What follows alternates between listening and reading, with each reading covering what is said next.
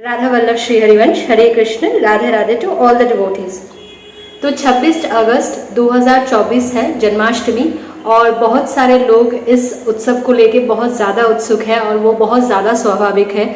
और मुझे पता है मैं लेट हूँ, लेकिन आप सबको पता है कि मैं थोड़ी सी अस्वस्थ थी और इसकी वजह से मैं वीडियो नहीं बना पा रही थी, ना शूट कर पा रही थी, ना एडिट कर पा रही थी। तो कुछ क्वेश्चंस ऐसे कमेंट्स में आ रहे हैं कि बहुत सारे लोग बोल रहे हैं कि उनका जन्माष्टमी का जो व्रत है वो छूट गया है, पिछले साल छूट गया था, तो क्या वो इस साल फिर से कर सकते हैं। देखिए, अगर हमसे कोई गलती हो जाए तो क्या हम उस गलती को लेके बैठे रहेंगे? हम फिर से कोशिश करेंगे ना। या फिर एक बार अगर किसी कार्य में चूक हो जाए तो क्या हम बैठे रहेंगे? तो ये तो हमारे लड्डू गोपाल की बात है, इसमें थोड़ी ना हम बैठे रहेंगे कि ठीक है पिछले साल छूट गई, इस साल हम फिर से करेंगे और अच्छी तरीके से करेंगे और ज़्यादा भाव से करेंगे। क्योंकि मैं खुद फॉलो करती हूँ राधा वल्लभ संप्रदाय को, तो हमारे संप्रदाय में सबसे ज़्यादा है भाव से ऊपर कुछ नहीं है। भक्त का भाव का महत्व सबसे ज़्यादा है। तो इस साल 26 अगस्त जन्माष्टमी है, उस दिन आपको क्या क्या करना चाहिए, किस समय उठना चाहिए। और अगर आपके पास सामर्थ्य नहीं है, आप स्टूडेंट हो, आप रेगुलर ऑफिस जाते हो या फिर कोई भी बिजनेस में इन्वॉल्व हो, आपके पास समय नहीं है, उसमें भी जितना हो सके कम नियम में भी आप कैसे जन्माष्टमी व्रत का पालन कर सकते हो। क्योंकि मेरे खुद के लिए बहुत सारी परिस्थितियां ऐसी प्रतिकूल आ जाती हैं कि जिसमें बहुत सारे नियमों का पालन करना पॉसिबल नहीं होता। मेरे लिए सारे जो आचार विधि सब है उनको करना और सारी सामग्रियां लाना बहुत समय पॉसिबल नहीं होता। तो जो नियम एटलीस्ट हम कर सकते हैं उनका एटलीस्ट हम पालन करने की कोशिश करें। तो 26 अगस्त को जन्माष्टमी मनानी चाहिए या 27 अगस्त को, इस बात को लेके भी बहुत ज़्यादा कन्फ्यूजन है। तो देखिए, मैं बिलोंग करती हूँ राधा वल्लभ संप्रदाय से, तो हम लोग मनाएंगे 26 अगस्त को ही, यानी कि सोमवार।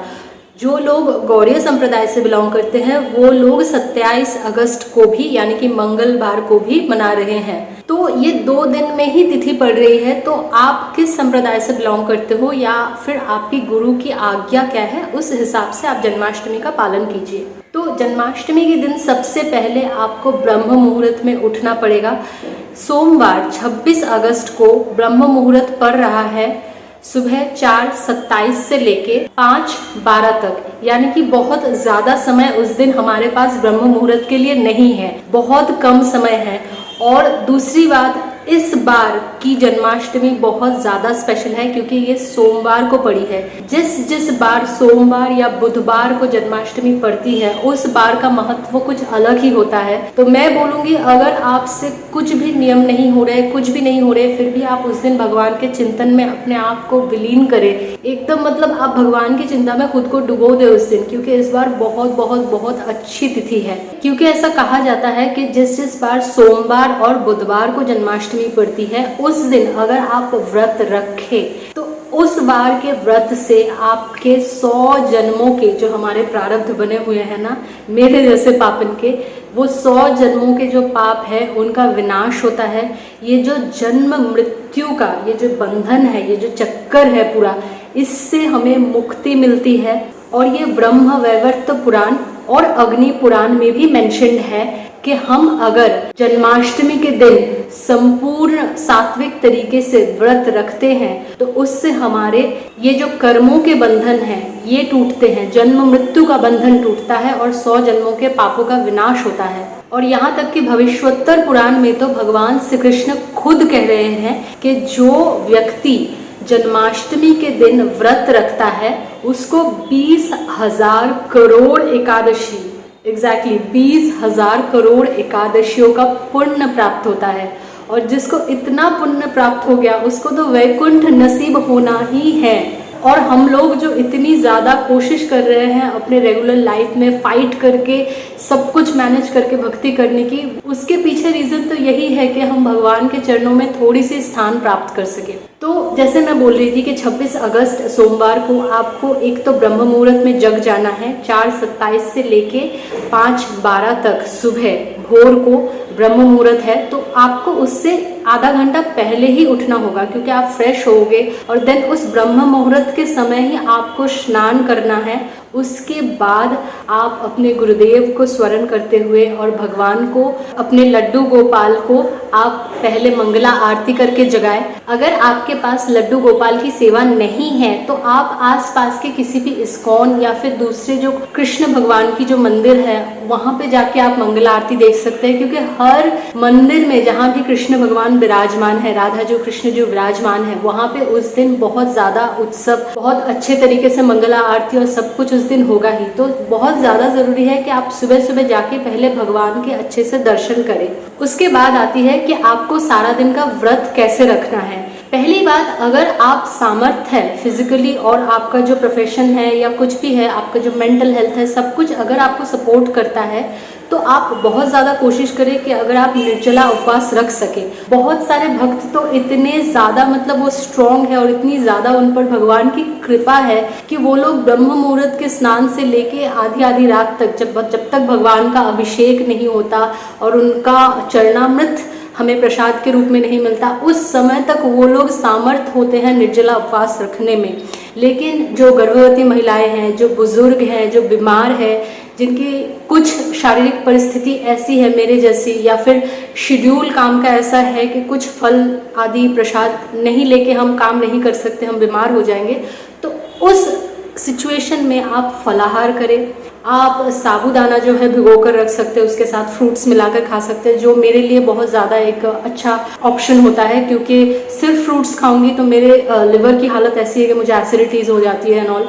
लेकिन कुछ भी पका हुआ खाना उस दिन ना खाएं, कुछ भी पका हुआ आप सारा दिन में ग्रहण ना करें। बहुत सारी जगह तो लिखा है कि आप दूध भी ग्रहण कर सकते हैं, तो अगर आपकी इच्छा हो तो आप दूध, फल ये सब ग्रहण कर सकते हैं। लेकिन किसी भी तरीके से कोई भी पका हुआ खाना या फिर अन्न का एक भी दाना उस दिन आप मत ग्रहण कीजिए। किसी भी तरह से असात्विक कुछ भी, जैसे हम लोग कभी कभी बाहर से लाया हुआ चिप्स वगैरह ये खा लेते हैं कि ये सोच के कि ये तो वेजिटेरियन ही है, मत खाइए, क्योंकि आपको भी पता नहीं है, हमें भी पता नहीं है कि वो किस तरीके से बना हुआ है, कितना अस्वादिक होगा। कोई लोग कोल्ड ड्रिंक्स पी लेते हैं क्योंकि लोगों को एसिडिटी हो जाती है नॉल। कोशिश कीजिए ना खाने की। अगर बहुत ज़्यादा तकलीफ हो रही है आप थोड़ा सा अजवाइन खा लीजिए, या कुछ अगर आपको व्रत रखना ही है लेकिन आपको एसिडिटी की प्रॉब्लम भी हो रही है तो आप ऐसे कुछ नेचुरल दवाइयाँ ले सकते हैं। लेकिन कोशिश कीजिए उस दिन कुछ भी पका हुआ ना खाने की, कुछ भी अस्वादिक ना खाने की, क्योंकि उससे अपराध बनता है। इससे अच्छा है आप जन्माष्टमी का व्रत रखो ही नहीं, सिर्फ मानसिक नाम जाप करो, लेकिन अपराध बनने से वो बेटर ऑप्शन है। लेकिन ये जो सारे आपके खाने की पद्धतियां हैं उस दिन जन्माष्टमी व्रत के समय, ये सिर्फ और सिर्फ सूर्यास्त तक ही चलेगा। सूर्य अस्त के बाद आपको कुछ भी भोजन नहीं पाना है, भले ही वो फल हो, दूध हो, कुछ भी नहीं पाना है रात के 12 बजे तक। जब तक भगवान का जन्म उत्सव और अभिषेक करके आप उनका चरणामृत नहीं पा रहे हैं, तब तक सूर्यास्त से लेके रात के 12 बजे तक, उनके जन्म अभिषेक तक कुछ भी फल आदि कुछ ना पाए, निर्जला उपवास करें। अगर आपको बहुत तकलीफ हो रही है तो आप कुछ पानी शायद ले सकते हैं, लेकिन बोलते हैं कि नहीं लेना ही बेस्ट है, क्योंकि सूर्यास्त के बाद का वो समय बहुत ज़्यादा इम्पोर्टेंट होता है। लेकिन जैसे मैं बोल रही थी कि बहुत सारे भक्त के ऊपर इतनी ज़्यादा ठाकुर जी की कृपा है, इतनी ज़्यादा राधा जी की कृपा है कि वो ब्रह्म मुहूर्त से लेके रात के 12 बजे तक, आधी रात तक वो लोग निर्जला उपवास रख पाते हैं बिना किसी प्रॉब्लम के। तो उन लोगों के ऊपर तो अलग ही कृपा है। कोशिश तो आपकी यही होनी चाहिए कि जितना हो सके आप कम खाओ। और अगर आप गौड़ीय संप्रदाय से बिलोंग करते हो तो आपके लिए बहुत ज़्यादा इंपॉर्टेंट होगा हरे कृष्ण महामंत्र का जाप। अगर आप राधा वल्लभीय संप्रदाय से बिलोंग करते हैं तो उस दिन कृष्ण जी का नाम जाप करें, राधा जी का नाम जाप करें, क्योंकि कृष्ण जी बहुत खुश हो जाते हैं जब आप उनके प्रिय जो हैं राधा जी का नाम जब जाप करते हैं ना, वो बहुत खुश हो जाते हैं। तो अगर आपके मन में जो भी आ रहा है भाव से, अगर कृष्ण कृष्ण कृष्ण कृष्ण आ रहा है तो वही जाप करें, अगर राधा राधा राधा राधा राधा आ रहा है तो वही जाप करें। और उस दिन कोशिश करिए कि गीता का कोई भी कुछ श्लोक पढ़ने की, आप जितना हो सके भागवत कथा अगर सुन रहे हैं तो वो सुने। मतलब किसी भी तरह की उस दिन PNPC चुगली और ये सब सीरियल्स और मोबाइल में रील्स ये सब देखने में आप समय व्यर्थ ना करें। अगर आपको कुछ शूट करना है ये वो आप कर रहे हो, लेकिन जितना हो सके उसमें भी, क्योंकि मैं खुद भी ये करती हूँ कि मैं रिकॉर्ड करती हूँ और अपने सारे डिवोटी दोस्तों से शेयर करती हूँ। तो जितना भी आप ये सब काम अपना करें, लेकिन उसके साथ ही साथ आपके अंदर का जो भाव है, जो भक्ति है, वो भी कंटिन्यू रहना चाहिए। अदरवाइज इन सब चीज़ों का कोई मायने नहीं रहेगा। तो जैसे मैंने कहा कि उस दिन जितना हो सके आप सारा दिन नाम जाप करें, भगवान के चिंतन में अपने आप को विलीन कर दे, और आप जितना हो सके गीता पढ़िए, भागवत कथा पढ़िए, कृष्ण जी की चिंता में बस, जैसे बोलते हैं ना कि उस दिन बस भगवान का हो जाइए। आप बाकी दिन अगर नहीं भी हो सकते, उस दिन बस हो जाइए, जिस भी तरीके से हो, मानसिक रूप से हो, आप अगर सेवा कर सकते हो तो उस रूप से हो। बहुत सारे लोग ऐसा बोलते हैं कि हमारे पास लड्डू गोपाल की सेवा नहीं है, ये वो, तो हमारे लिए पॉसिबल नहीं होता है जन्माष्टमी के सारे नियम करना। इस हालत में आप कोई भी पास वाले कृष्ण जी, राधा जी के मंदिर में जाइए और उनसे विनती करिए कि आपको कुछ सेवाएं दे दे। क्योंकि जब आपके पास ऐसी सुविधाएं नहीं हैं तो आप इस तरीके से सेवा कर सकते हो और जन्माष्टमी के व्रत का पुण्य लाभ कर सकते हो। और उस दिन ज़रूर कुछ ना कुछ दान करें, क्योंकि एक स्पेशल ओकेजन में दान का महत्व अलग ही होता है। और जैसे मैंने बार बार बोला कि किसी भी तरीके की भौतिक चर्चाएं, भले आप किसी से चुगली कर रहे हो, भले आप सीरियल्स देख रहे हो, भले फ़ोन से मतलब हाँ मैंने ना ये प्रसाद बना, मैंने वो प्रसाद, ये सब ना करें। आपने क्या किया है, क्या नहीं किया है, दूसरों को बताने की ज़रूरत नहीं है। उस दिन अपना कार्य करें और कोई भी भौतिक चिंता से दूर रहे और बस अपने भगवान के चिंतन में अपने आप को नियुक्त करें।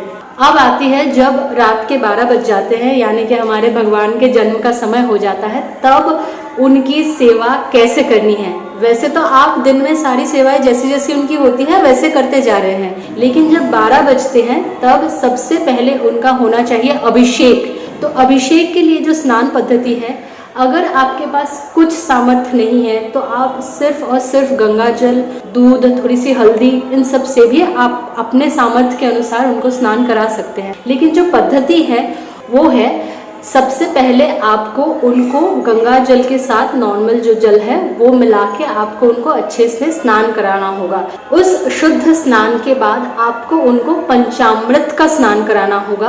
पंचामृत में आपको लगेगा समान समान भागों में दूध, दही, जल, उसके साथ गंगा जल मिश्रित करके मधु और थोड़ा सा गुड़ या फिर चीनी का जल।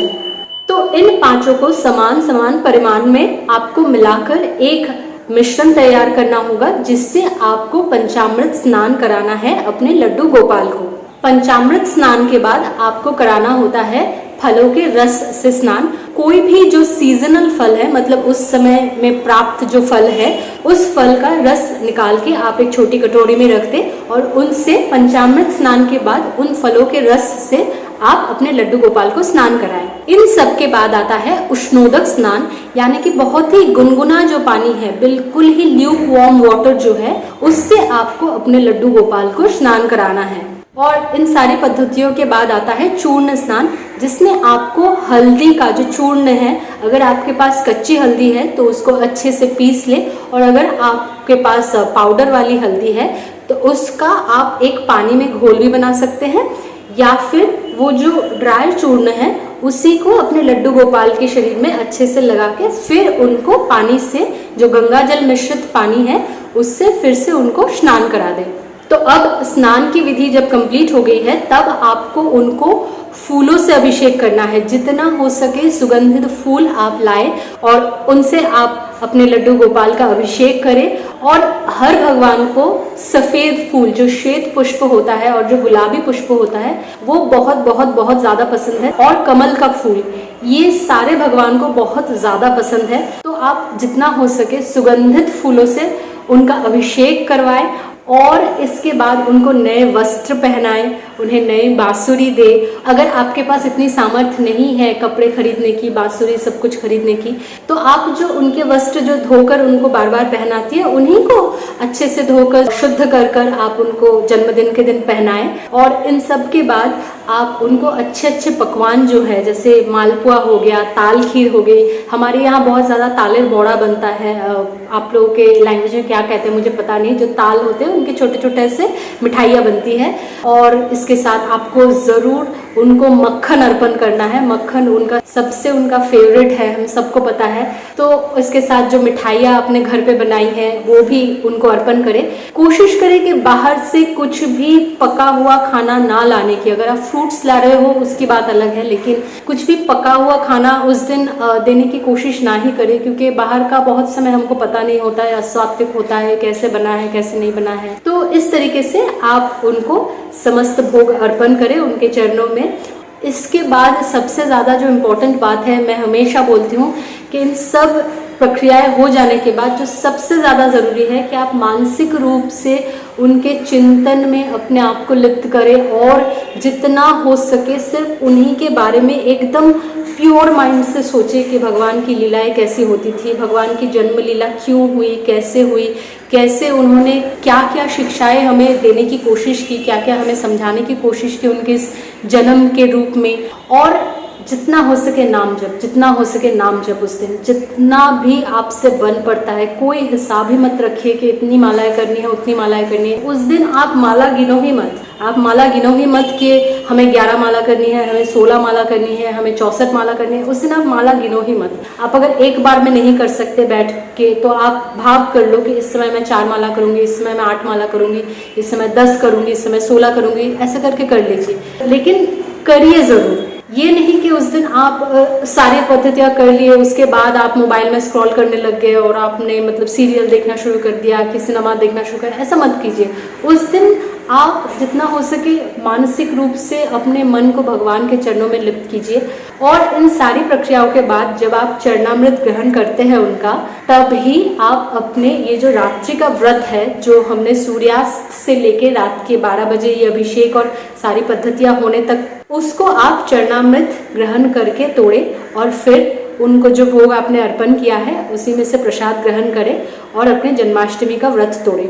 तो ऑब्वियस सी बात है, जो हम सब राधा जी के और कृष्ण जी के भक्त हैं वो इस बार की जन्माष्टमी के लिए बहुत बहुत ज़्यादा एक्साइटेड है, क्योंकि एज आई सेड कि इस बार सोमवार को पड़ी है और सोमवार और बुधवार की जन्माष्टमी का महत्व बहुत ज़्यादा है।